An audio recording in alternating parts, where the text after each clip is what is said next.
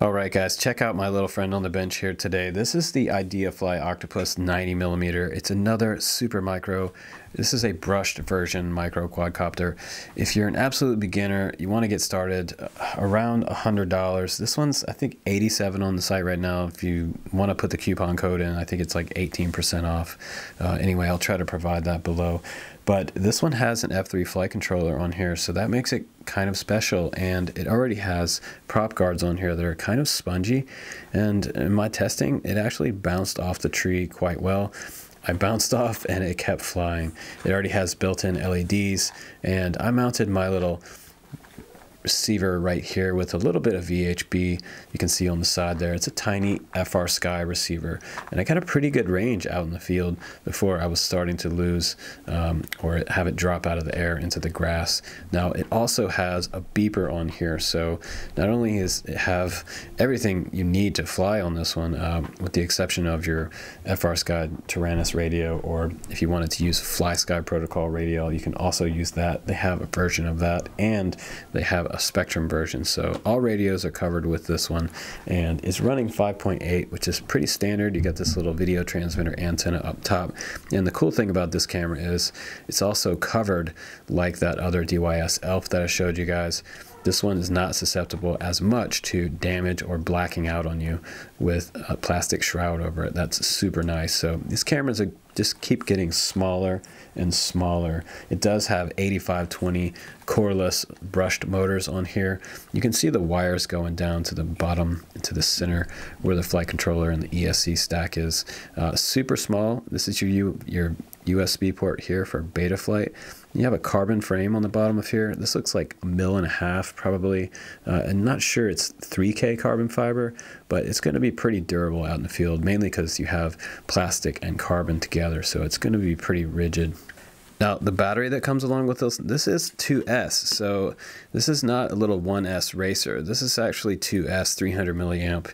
You have your balance plug here, and you have a JST connector, which is pretty standard these days. JST is super nice, perfect for brushless flying or brushed flying even. So either or, you could use this on a brushless micro quad.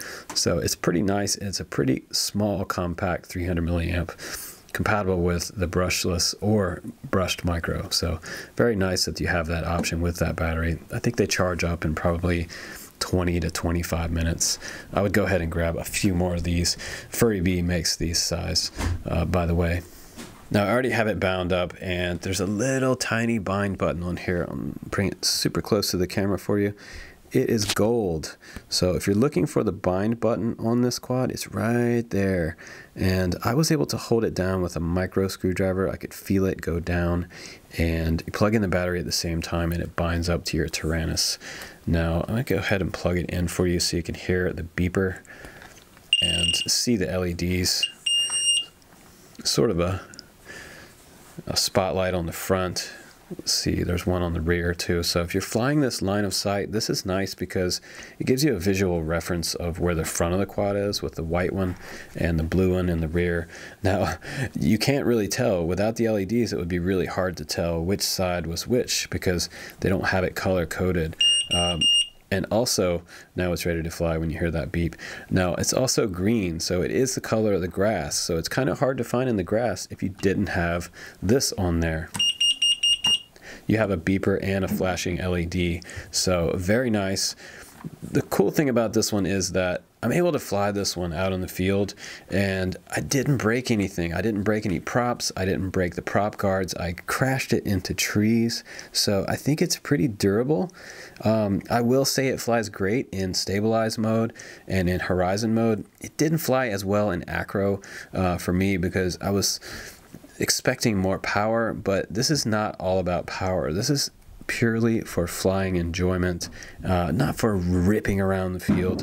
This one is for beginners to learn how to fly and learn FPV orientation. So if you're looking to start somewhere with something that's going to be mild, beginner to intermediate, this is a great bet. And for $87, it's actually pretty cheap to own.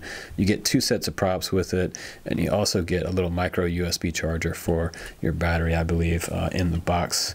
it should charge at about 1 to 2 amps. It's like a 5-volt input on there. It does say you can fast charge it in about 10 minutes time, so that's pretty cool. So I've got my awesome new Windows 10 tablet here. That's that quad-core tablet that I was telling you guys I'm so excited about because it's 13-inch, it's huge, it's super bright out in the field, and it hooks up to all of my quads that run Betaflight. So now I have access to tuning my quads in the field with this great tablet. I'll try to put a link down below for you guys for that one. This one's in the $200 to $300 range. So I was looking for the USB port on here, and it's right here. So I'm just going to go ahead and hook that up so we can go into Betaflight, and I can show you some settings in here. So we can check orientation right here. Go ahead and make sure that front, back, right, and left is set up correctly. Now we're going to show you the ports, how that's set up on this quad. We have UART1 enabled, and we have serial RX checked right here on UART2. So that's normally sometimes on a UART3, but this is the way this flight controller is for that configuration. Now it's set up in a standard quad X here. We have motor stop off. Brushed is selected here for ESC motor features, and a serial-based receiver is set up here instead of PPM. S-Bus is also set up there. VBAT is on, and down below we have telemetry output, black box, and transponder. I'm just going to turn off transponder because we won't be racing with this one. Now, I didn't change a thing in the PID tuning section. I left all that the same. I left the super rate set at 0.70, and in the receiver tab, you can see that everything is already set up. Roll is correct, left and right. Pitch is up and down this way. Yaw is left and right. Throttle is exactly right.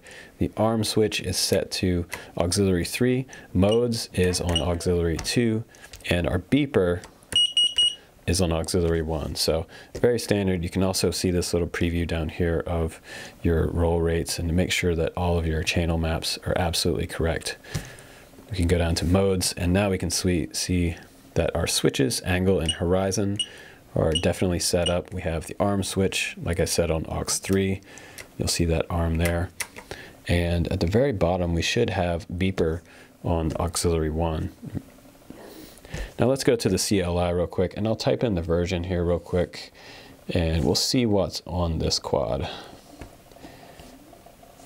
So we have Betaflight SP Racing Evo on here, and it's from October 18th, 2016. If I wanted to flash that board and bring it up to the latest and greatest version, you can do that by selecting SP Racing F3 Evo. But if it's not broke, don't fix it, guys. So just fly it the way it is, especially as a new guy. You're already set up to go with this one. So just bind it, set up your modes, and fly it. So let's go out to the field and let's do some flying with this little Octopus. Super cool little brushed micro.